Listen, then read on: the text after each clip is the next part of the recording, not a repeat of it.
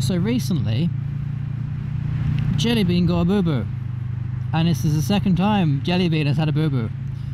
The third if you count the on switch not working, but I don't count that.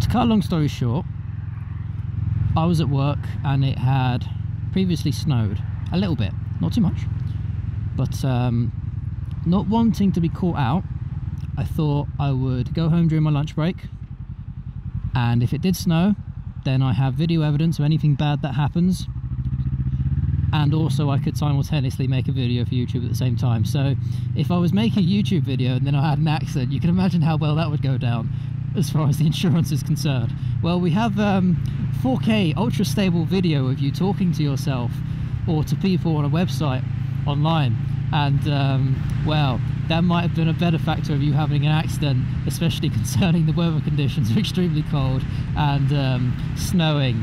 Now tell me why you was on the motorcycle again. Oh, you've got me. So hey, oh, that tickles me. But yeah, I finished the first half of my shift. I jumped on Jellybean, started riding home, a little bit nippy, no ice or anything on the roads as of such, and I got about 200 maybe 300 yards from my house and I got this. I just got one of these in the back tyre, and it basically went brum brum, toot along as you normally do, happy you're in your own little world, and then pop, thump, thump, thump, thump, thump, thump, thump, thump, thump, thump. Let me tell you, that was not a good feeling. It was not a good sound, but yes, the adrenaline kicked in at that point, and I sort of found out, hang on, this is actually really bad. So I pulled over, kicked the back tyre, and I saw this metal rod poking out the tyre. And initially I thought, how the hell did that get in there? But at precisely the right angle, anything will go through your tyre, I suppose. So hey, it happened, so be it, on with the show. So I had to call a taxi to get back into work, and then after work come home and find out how the hell I was going to fix that. Now, my method of fixing that was to pick up a tyre repair kit from a local dealership slash motorcycle store, and all it is really is just a plug which goes in the tyre.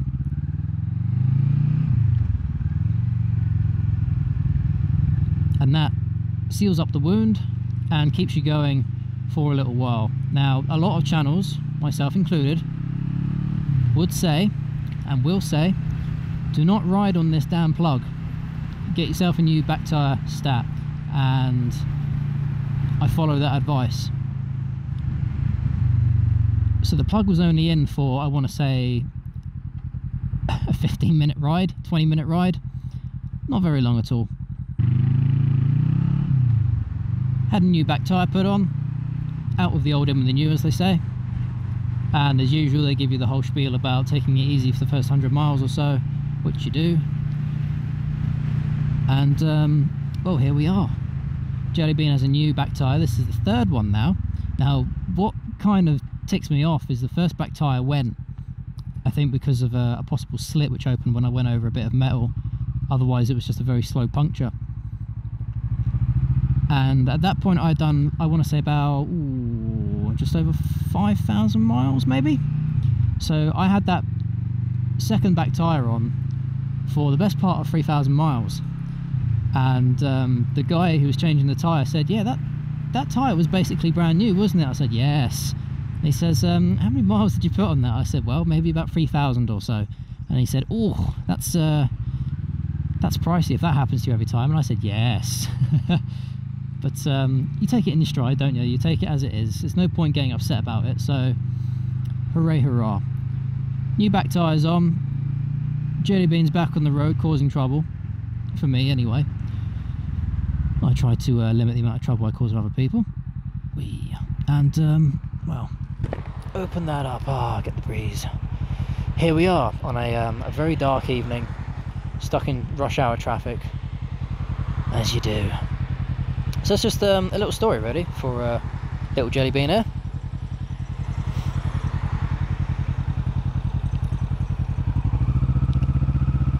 So in the event of you ever getting a puncture, I cannot recommend enough that part of your motorcycle kit which you take on you for long journeys is one of these kind of kits with the air canisters in it as well. That would give you 5, 10, 15 psi, perhaps, depending on how big the puncture is, depending on how you fix it as well. It should be enough to get you to the nearest place that can afford you a lovely new tyre. I would say if you don't have much faith in that tyre, get it replaced again later on whenever you can afford it. But try and make sure you get a half decent one, as usual, as you would do for your motorcycle. There's no point getting cheapy crappy tyres, because if you've got no faith in the rubber that's keeping you on the road, then what do you have faith in when it comes to riding? Quite a lot, but it all comes down to those tyres really, doesn't it? You can be the safest rider in the world, and if that rubber fails you, oh. So anyway, enough of me just prattling on. Yes, get one of those puncture repair kits. It's quite easy to do, requires a little bit of force, but with a bit of patience and with a bit of persuasion, it's it fixes everything in the end, and it will get you home safe. Fingers crossed. So have yourselves a good one, enjoy, and until next time, when eventually I can get out of this traffic. Ta for now. Oh, this is miserable, isn't it?